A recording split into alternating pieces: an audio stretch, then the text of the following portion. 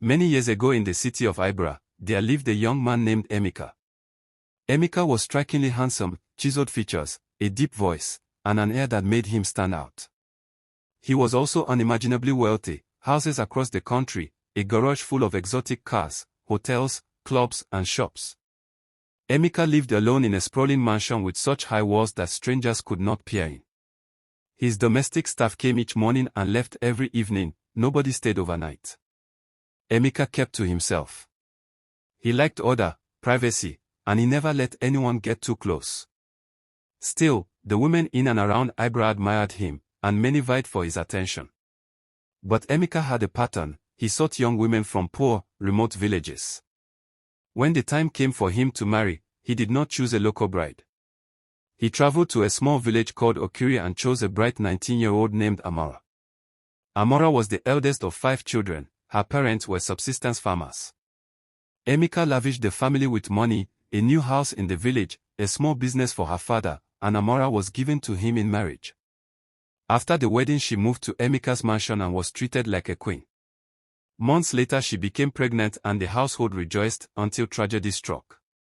Amora slept one night and never woke. Emeka told the family he wanted to bury his wife on the grounds behind his mansion, and they, trusting him, agreed. Life went on. A year later Emeka married again, this time to a lovely young woman named Blessing from the village of Ifeji. Blessing's family had been struggling. Emeka offered wealth, paid for a new home for her uncle, and promised to send Blessing to school.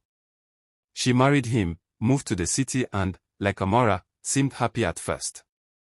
Then, months later, Blessing too died in her sleep while pregnant. Emeka buried her privately at his mansion. The pattern continued. Over the next 5 years he married several more young women from distant communities, including Halima from the town of Konda and Ifinanya from Odo, and each, within months of becoming pregnant, mysteriously died. Their families mourned and trusted Emeka's explanations. None insisted on investigations. One weekend, at a wedding in the city of Abodo, Emeka's eyes fell on a fresh-faced graduate named Nneka. Nneka was about 22, training as a makeup artist while she awaited national service. Emeka courted her in the usual way, showering her family with gifts and promises. Nneka married him and moved into the mansion. For a while, everything was perfect, a chauffeur, servants, tuition for further studies. But after some months, Nneka noticed things that made her uneasy. Emeka became possessive and isolating. He refused to let Nneka visit her parents and would not allow her family to come to the mansion. Staff members were not permitted to stay overnight. Most nights Emeka locked himself in one particular room for hours. Once the couple spoke of having children, Emeka grew impatient and angry when Nneka did not conceive quickly. When she went for medical tests, doctors told her she was healthy and suggested Emeka be tested too. He refused and accused her of being barren. As Nneka's worry grew, she also became suspicious of the locked room. She learned from the staff that it was off-limits. They had only worked in the house since Emeka's recent marriages and had never seen inside. One night, while Emeka was distracted, Nneka made a duplicate of the small key he always carried. That night she waited until Emeka retreated into his chamber and then used the copied key to open the door. What she found inside froze her to the core. The room held the preserved bodies of several women, all of whom had been buried, supposedly, on Emeka's grounds, prepared and laid out as part of some ritual practice. The sight made her terrified. Nneka fled the mansion and ran to the estate security, shouting for help and explaining what she had seen. Neighbors and guards rushed in, and the police were called.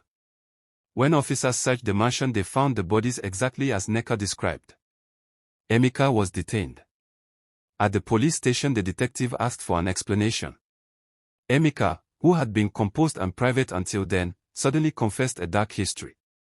Years earlier he and some associates had sought out a native ritualist who had performed a divination on a bird. The result, the ritualist said, specified a small number of years Emeka would live unless sacrifices were made.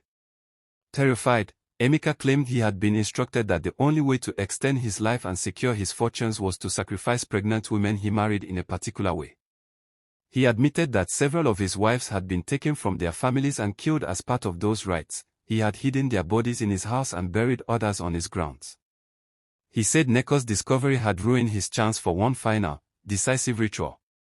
The confession shocked the city. Emeka was held in custody. The families of the women came and reclaimed their daughters' belongings. Communities were rocked by grief and anger. A week later, Emeka mysteriously died in his cell. Authorities described the body as swollen and the circumstances of his death were unsettling to many. Nneka, the lone survivor, was left deeply shaken. She returned to her family, sought spiritual and psychological support, and publicly spoke about the need for caution when strangers, even wealthy, charming strangers, enter the lives of young women from vulnerable backgrounds. The city of Ibera was quiet for weeks. Parents tightened their guard and questioned suitors more carefully.